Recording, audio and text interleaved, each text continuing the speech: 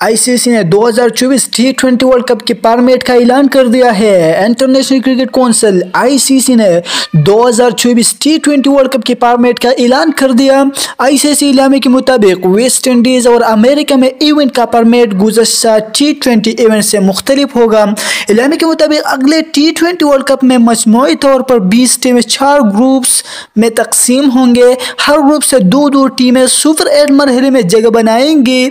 ICC इलामे के मुताबिक super 8 की टीमों को 2 ग्रुप्स में तकसीम किया जाएगा और वहां से 4 टीमें सेमीफाइनल में क्वालिफाई करेंगे। इलामे के मुताबिक वेस्ट इंडीज और अमेरिका में होने वाले अगले टी20 वर्ल्ड कप में मजमूई तौर पर 55 मैचेस खेले जाएंगे। आईसीसी इलामे के मुताबिक अमेरिका और वेस्ट इंडीज मेजबान होने के बुनियाद पर क्वालिफाई कर चुके हैं। हालिया वर्ल्ड कप की टॉप 4 टीमें पाकिस्तान, भारत, इंग्लैंड और न्यूजीलैंड कारकर्दगी की बुनियाद पर इवेंट में अपनी जगह पक्की कर चुके हैं।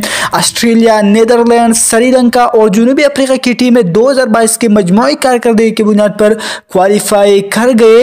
इलामे के मुताबिक अफगानिस्तान और बांग्लादेश ने रैंकिंग की बुनियाद पर अगले वर्ल्ड कप के लिए क्वालिफाई किया है।